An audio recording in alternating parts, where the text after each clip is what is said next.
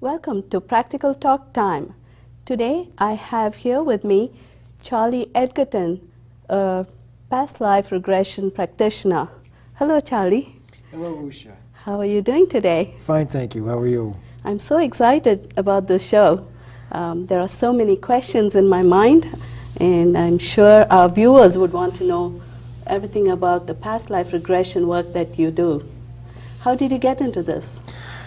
It was interesting. I first started working with past life regression in the early 70s. I was attending a weekly meditation session every Friday night from 7 to 10 p.m. That was hosted by Isabel Hickey and her friend Mitch from Nantucket. And the first hour and a half of that group session would be questions and answers. When I first started going, there were about 40 of us. And the second hour and a half of the 3-hour session was a guided meditation. I went for about 3 or 4 years until I moved out of Boston into Western Massachusetts. And like I said, when I started going, we were at Marsh Chapel. There were about 40 of us. And when I left town, about 3 years later, there were almost 100 of us. Isabel Hickey was a well-renowned astrologer of the day. In the mid-20th century. We used to talk about all things metaphysical. All of us had so many questions back then, and a lot of people had answers. And at one point, I remember Izzy brought up past life regression, and she said, here, you can send away to Box 49, Wellesley Hills, which no longer exists, that post office box to get a little pamphlet called Awareness Techniques. And in that pamphlet there were simply about 5 pages that discussed one technique to get a person in touch with that part of their past, which would be past lives. Now, let me set the foundation here for somebody who might not be familiar with this kind of a thing. Every human being has a physical body, and a mental body, and an emotional body, and a spiritual body. And some people call that spiritual body the soul, some people call it spirit. There are many different names, but it's a spiritual body. And the soul that resides in each one of us carries on when the physical body dies. I'm sure most people have heard of reincarnation, and that's what this is about. Each one of us, the soul that is in each one of us, has been in dozens or hundreds, probably dozens or hundreds of other lifetimes in the past. I have some interesting examples. Mozart was writing he was writing music at 5 years old, I believe. And the question I present to people is, gee, you think he might have been a musician once or twice before?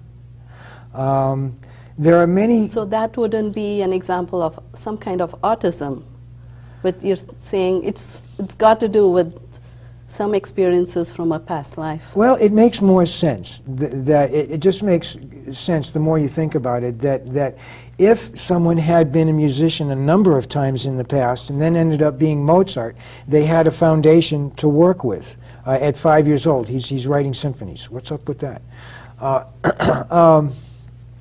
So it only makes sense if you allow yourself to open up to the possibility that reincarnation is a fact. And one thing that I know that I always have to maintain is a respect for people's feelings who feel uncomfortable with the concept of reincarnation. Wait a minute, what do you mean I've been in other lives before? If you're uncomfortable with that, fine, I have no problem with that. I personally have been through about 30 of my past lifetimes. Anyway, I digress. So the soul that's in each one of us carries on after the physical body dies, and it also has been in other lifetimes. And 99 and 44, 100% of those lifetimes are common, ordinary lives like yours and mine and everybody else on the street. Some people go, I was Queen Anne. Well, I don't think so. I don't see anyone remembering their, what they were or who they were in the past life. Well, it's curious. We kind of do remember, but we may not be able to categorize our memory in those terms. Oh yeah, that's from a past life.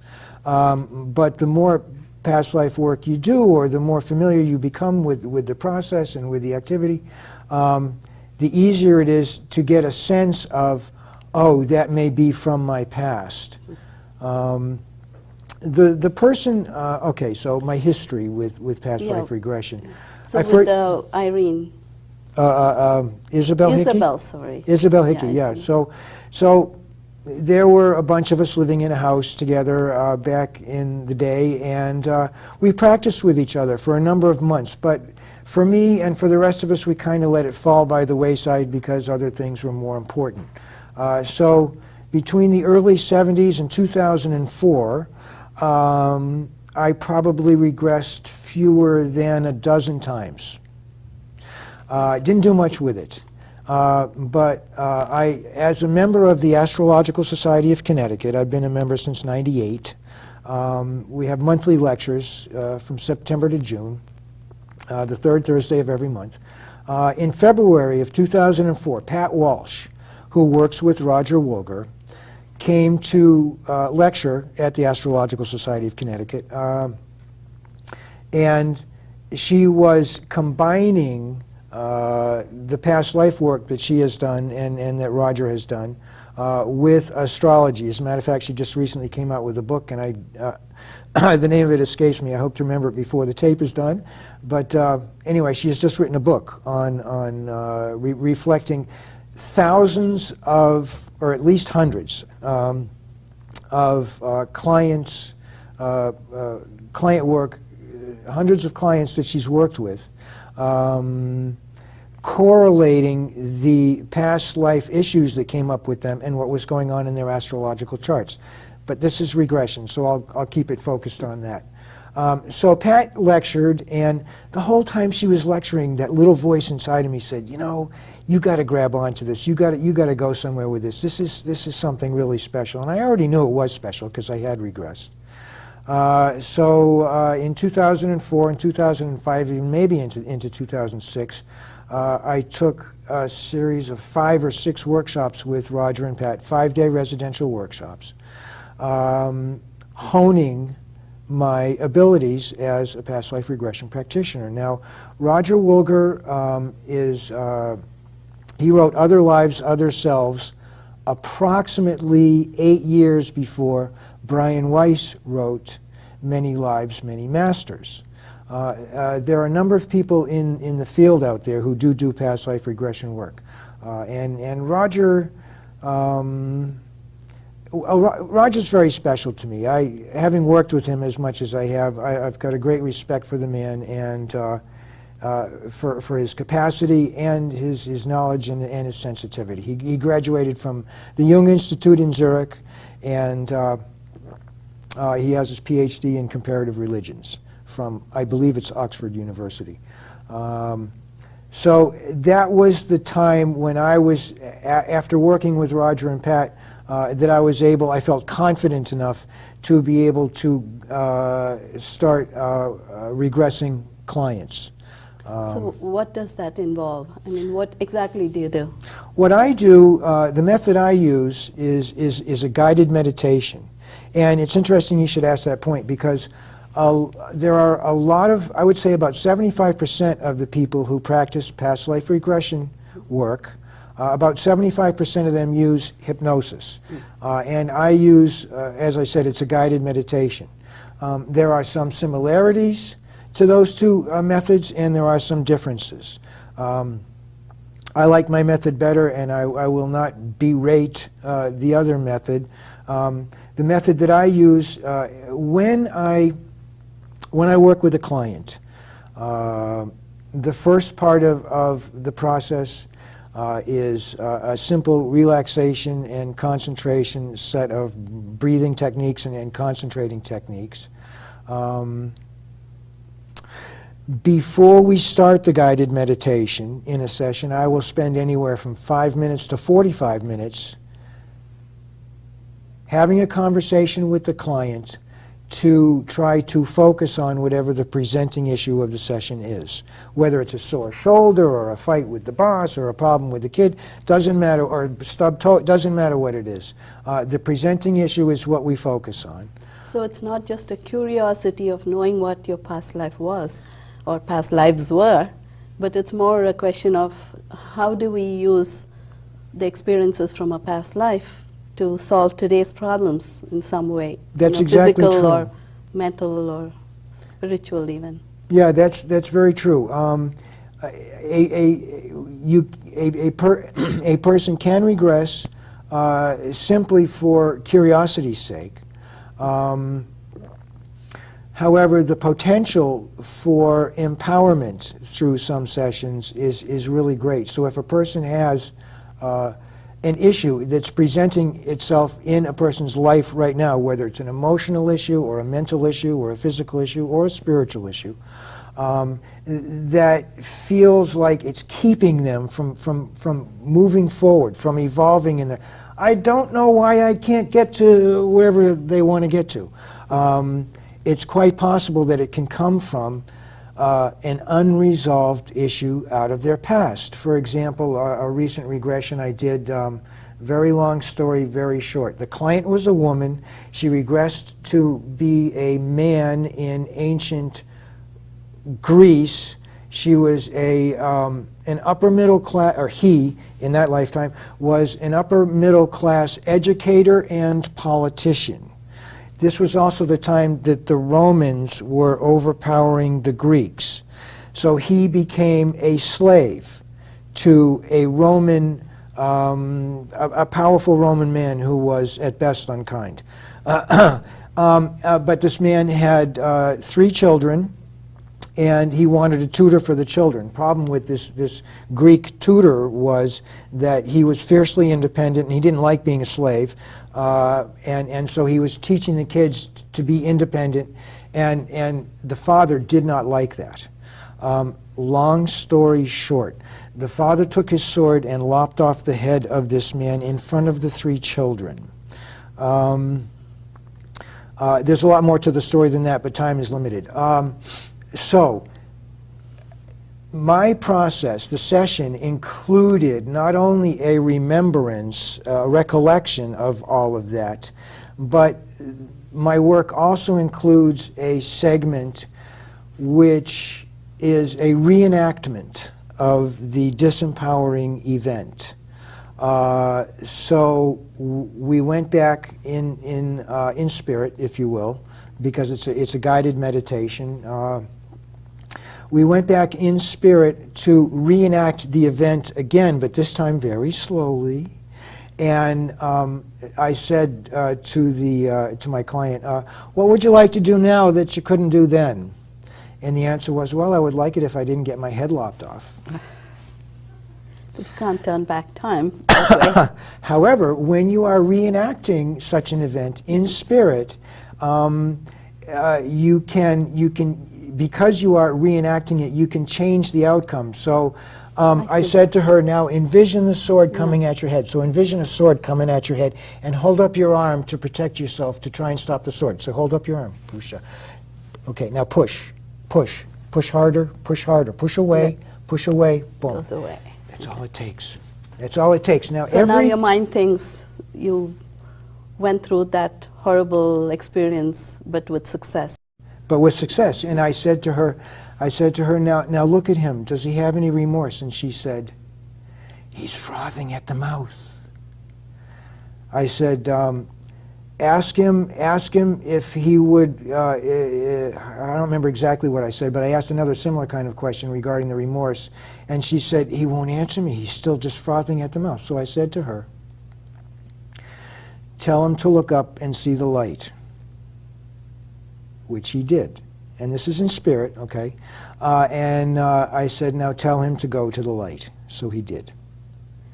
how do we know that these people, when they're trying to regress to their past lives, they're not just making things up or imagining things in their mind? The very first time I regressed, I had that same sensation, and almost every time, a good over 90% of the time, when a person is first regressed, they will stop somewhere early on and say, "Isn't this just my imagination?" Yeah. And I'll go, "Well, if that's what you want to call it, that's fine. Keep going. What happens next?" Well, there are so many stories that are going through my mind.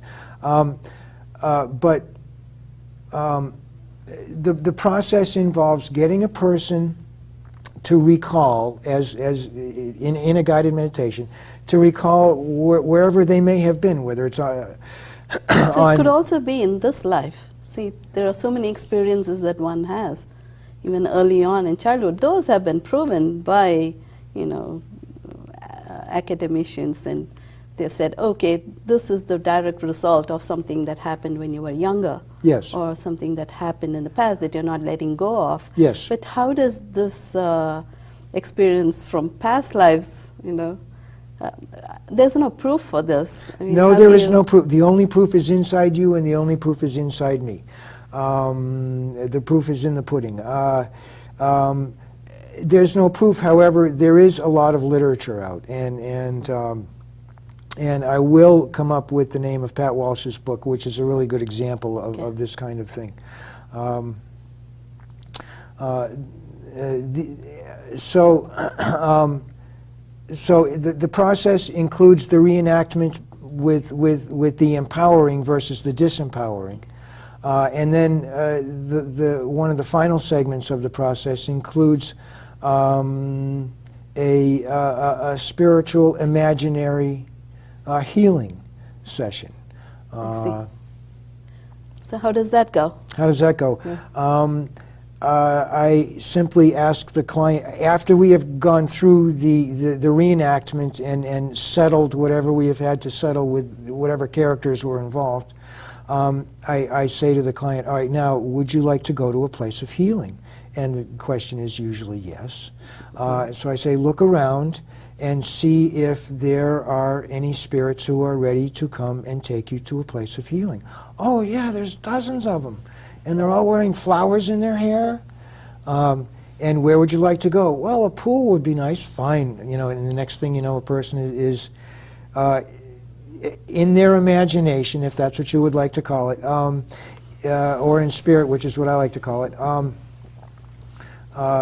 The person spends some time with the healing spirits, and that's part of the reconciliation process. And then we come back to wherever we started, and and reflect. So you first started being mentored by someone, right? Well, or did you have this naturally? You thought that you really have this as a gift? Is that natural? You could call it a gift, but a gift is something that needs to be taken care of properly, and nurtured in some cases. So it just kind of came up. Well, it's curious. You should ask. Well, I'm wondering, what would prevent anyone from being a past life regression practitioner? Nothing. Or do you need any special something? A gift that you already have, and then you go and learn the techniques and then be able to practice it? Well, to do it the right way, and there is no wrong way, but to do it the right way simply involves a certain amount of, a certain sense of spiritual responsibility, and a certain degree of sensitivity to other people, and a desire to want to do this kind of work. And it's like anything else. If you want to be a carpenter, be a carpenter. If you want to be a past life regression practitioner, do that. But if you have the integrity and the sincerity and the desire, you can make it happen. Does that answer your question? Oh yes, it does. Okay. Thank you. So tell me more about what you learned from Isabel's lessons or mentorship. Isabel, she was a wonderful teacher and a really good example. I admired and respected her for a number of different things, including her strength, her wisdom, and also her common sense and her grounded nature. So you were learning meditation, right, in the beginning? Yes. Yeah. And is that meditation for yourself, or you also coach the client to, to get into that meditative state? Well, as a guide, in the process, yes, I do direct or guide the client through the preliminary basic steps to meditation. Anybody who does meditate knows the drill. Put your feet on the ground, and some people have positions that they feel comfortable with. That's not necessary. Close your eyes, take a deep breath, and you do that 3 or 4 times, and then start to... That sounds a lot like the Eastern meditation. There are many similarities. Okay. Many similarities. And then what do you do? And then I have the people concentrate, the person. I only do one person at a time. I don't do groups. I have the person concentrate on their feet and be as aware of their feet and everything that's going on inside their feet as they can. And then over the space of about 5 or 6 or 7 minutes, I guide the person to be concentrating and focusing and being aware of the rest of their bodies very slowly, working my way up all through the legs and the torso and the arms to a point where they are as aware of and conscious of and concentrating on and focused on their body as they can be. And then there's a simple set of consciousness expanding exercises which are part of the technique, which allow a person to ultimately be aware of their etheric body, which is another word for spirit and another word for soul. And so it's a soul exercise, and the exercises include, the method includes the soul simply rising up out of the body. I'm sure a lot of people have heard, oh, I was the story about the man or the woman in the hospital who was over the hospital bed looking down at themselves. Yeah. Well, that's what happens. The soul leaves the body. Yeah, well, it doesn't totally leave the body. Isabel used to say, your soul is always connected to you by a silver thread, as long as you're breathing, as long as you're alive. And that's as good an example or as good an illustration as any. Your soul is always connected. So when you dream at night, your soul goes out and does dream things, and then it comes back, and during the day you're conscious. But your soul can with the proper direction and nurturing, perform exercises such as rising up and then coming back down in a previous lifetime, which, I neglected to mention this. The initial conversation before the guided meditation in a session ends, and we go into the guided meditation when the two of us feel as comfortable as we can, that we are both as focused as we can be on whatever the presenting issue is. And then it's easy for the soul to connect to the life from the past, possibly the unresolved event from the past, which is keeping that person from getting to where they want to be in this lifetime. Oh, I see. So a person that comes to you, and goes into this process of the meditative state and going into the regression, they're not going to be clucking like chicken and all like the other hypnotists. That's what everybody fears. Oh, if I go to someone who's going to be doing hypnotism, it's going to be like this. I lose control of myself, so I don't want to go. So this is nothing like that, right? Well, there are similarities. Is it like that? You can make them cluck. No, no, no, no, no. That's the farthest thing from what I do. What I do is 90% of what I do is ask questions. My very first regression went like this. My guide was saying to me after we had done the preliminary exercises, my guide said to me, okay, now plant yourself back down on earth in a previous lifetime and tell me what you see. Look, concentrate on your feet. Focus on your feet and tell me what you see. Well, I see black. I just see black. Yeah, well, concentrate, focus. Oh, wait a minute, there's light in the middle of the black. What it was there was a silver rectangle on black shoes. Okay. I was able to get focused enough and clear enough. Pair of silver rectangles on black shoes. I was a patriot. I happened to go back to a lifetime as a patriot. I see. What was your question?